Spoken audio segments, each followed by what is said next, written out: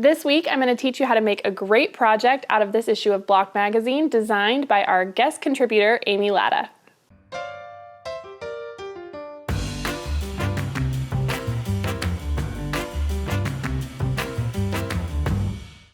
When I saw this project by Amy Latta in this issue of Block, it's volume 9, issue 5, it was all done in black and white, and she talked a lot about using hand lettering in the center of this runner, and I just loved it. And now that summer is on its way, I wanted to make a summer version. So our designers created these great printables that are all summer themed, so you can go to the link and download these so that you can make your own summer version, and be sure to pick up a copy of Block for the pattern as well as some other projects. To make this, you're going to need 2 packages of 5-inch print squares, a 1/4 yard of a coordinating color, a 1/2 yard of light background fabric, 1.5 yards of backing fabric, a 1/2 yard of binding, and our Missouri Star fabric markers. All right, first up, we're gonna select one of our printables, and I'm gonna start with this Summer Lovin'. I think it's really cute. So I am just gonna lay this on my cutting mat. This is what I did for all of mine. And I'm gonna use a little bit of masking tape or whatever tape you have lying around. Washi tape would work. Just gonna rip off a little chunk and tape this down, just so it won't shift on me. And then I had some spare 10-inch squares, so that's what I used for my background fabric. But you could also cut yours out of the yardage that was included in those supplies. So I'm just gonna kind of center this over the top and then tape the edges of the fabric as well.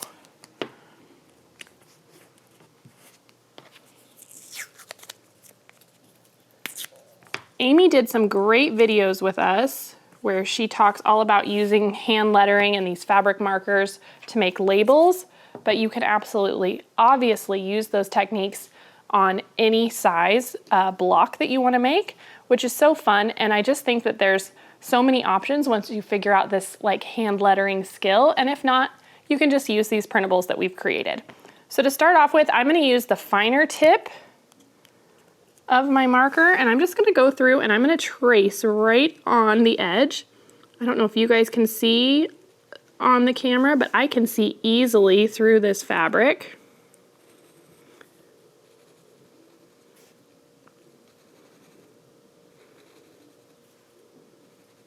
And I'm just gonna make my way all the way around.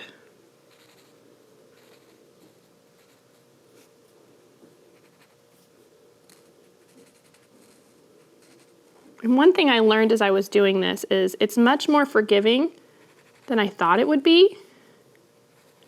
And now I'm kind of hooked.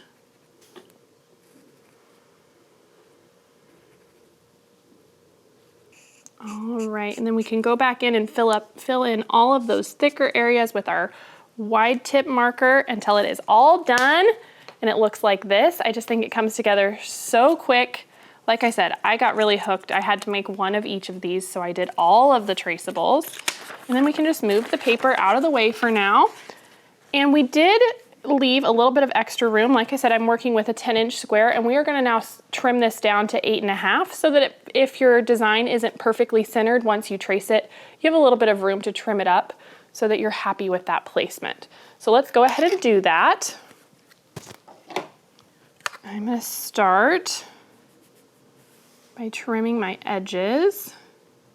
I know I want it to be 8.5. I'll go 1, 2, 3, 4 1/4, and just make sure that I have plenty of room around the edge. Double check this way as well. This is what I'm considering my center line. 1, 2, 3, 4 1/4. So before I trim, I just kind of use my ruler as a guide to make sure I'm not gonna sew into this with my 1/4-inch seam, and this looks really good. So let's go ahead and cut this now.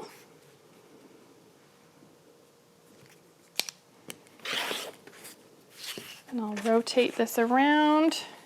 And I know this needs to come over 8.5.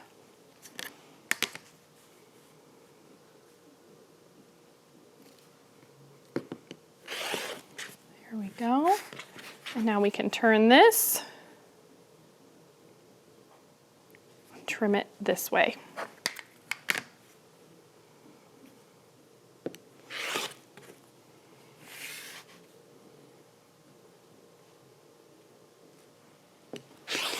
There we go, that looks great. All right, so now we are going to add our accent fabric. I use this fun teal, and I'm gonna start by adding a 1.5 by 8.5 inch strip to the two sides of our square.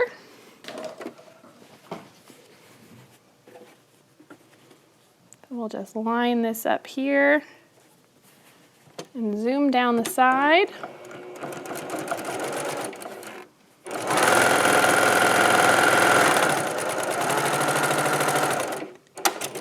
We can flip around and do the other side the exact same way.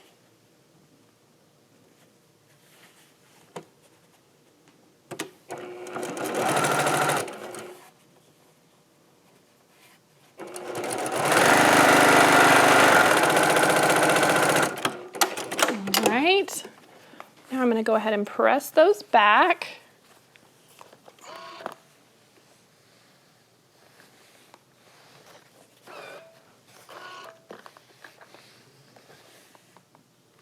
Perfect.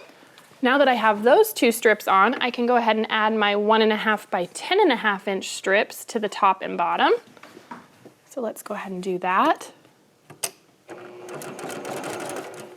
Just making sure it's all lined up. And we can zoom on down.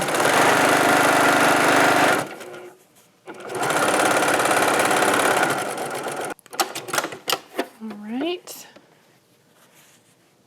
Add this last one.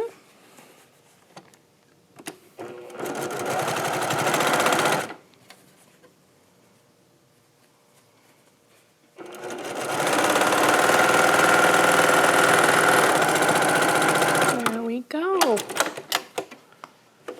And now we can press that back.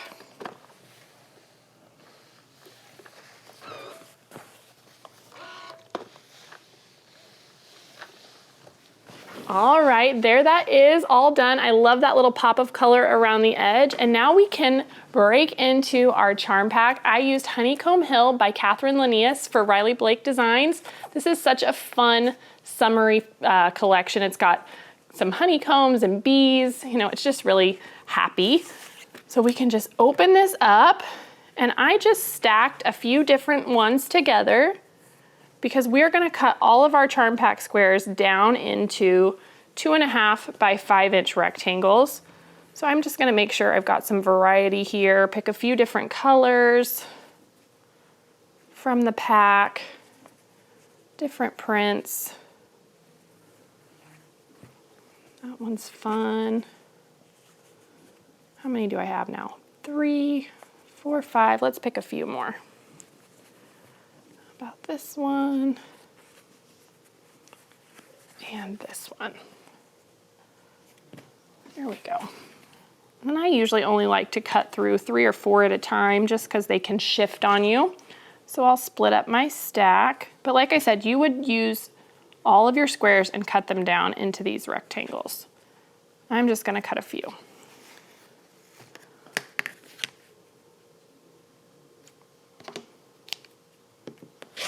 There we go.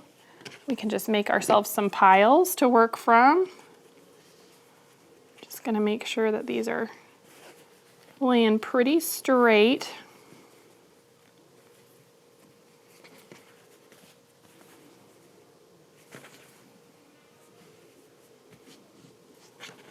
There we go. Sometimes they like to shift, so just take your time. All right. So then now we're going to start sewing these together, first in sets of 5. So I'm just going to grab a few different ones here, mix these up. We can just start adding them together. There we go. And so then I can just stack these up one after the other and add 5 together.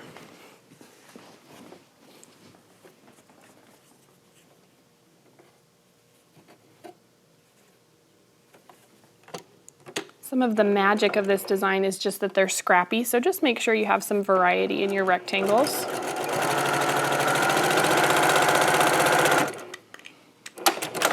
And And I'm not even gonna press until the end, so we'll just open that up and add the next one right to it.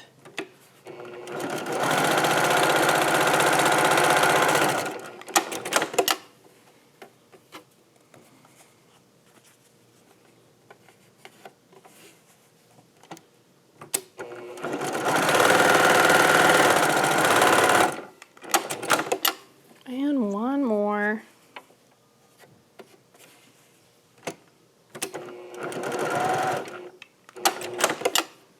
Just kidding.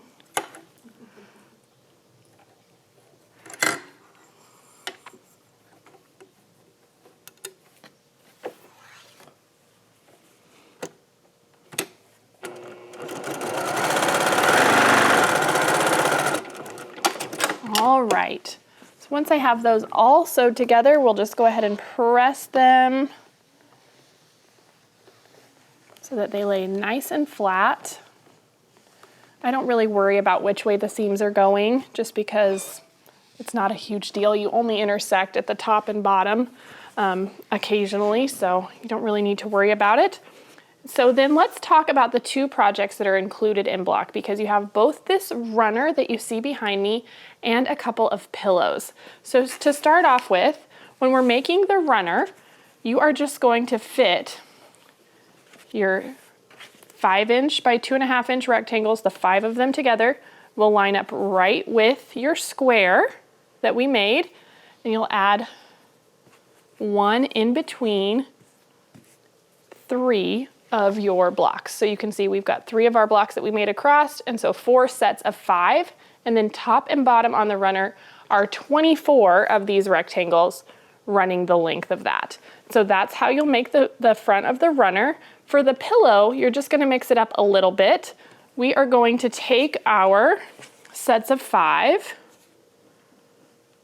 or one of our sets of 5, I should say. I'm gonna make sure this is nice and straight, because we're gonna cut this in half actually, so that it is only 2.5 inches wide.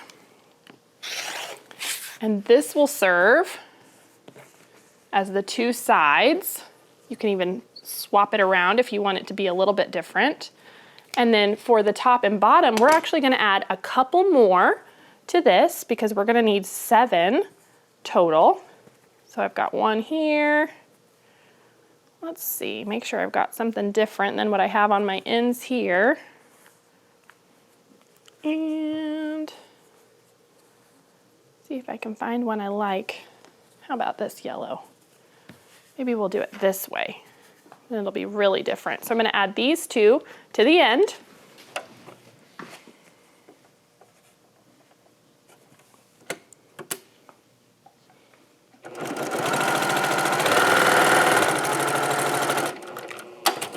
All right, and one more.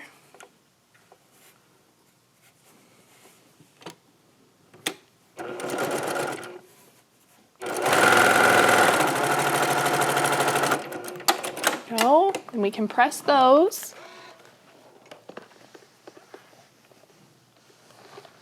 All right. Go ahead and move this out of the way for now, because we're gonna do exactly like we did with the sets of 5, and we are gonna cut our now sets of 7 in half just the same way. There we go. Voila. Now we can bring these back in, and you can see how this is gonna come together. I'm gonna flip these around just for some variety. So just like that, you have your pillow front. You can see you'll just sew these 2 short sides on first, and then your top and bottom. I just love this project. It's so quick and easy. Great if you want to make someone a gift for their home. And the thing I love the most about it is because you're designing the center, you can make it for any reason, any season. It's really adaptable. So be sure to check out Amy's videos on more tips and techniques on using these markers, and be sure to pick up this issue of Block Magazine so you can have even more creative inspiration. And I will see you next time. Hey everyone, it's Misty. Thanks for watching At Home. If you aren't already a part of our Missouri Star family, be sure to subscribe and hit the bell if you want a notification every time we release a new video. I'll see you next Monday on the newest episode of At Home.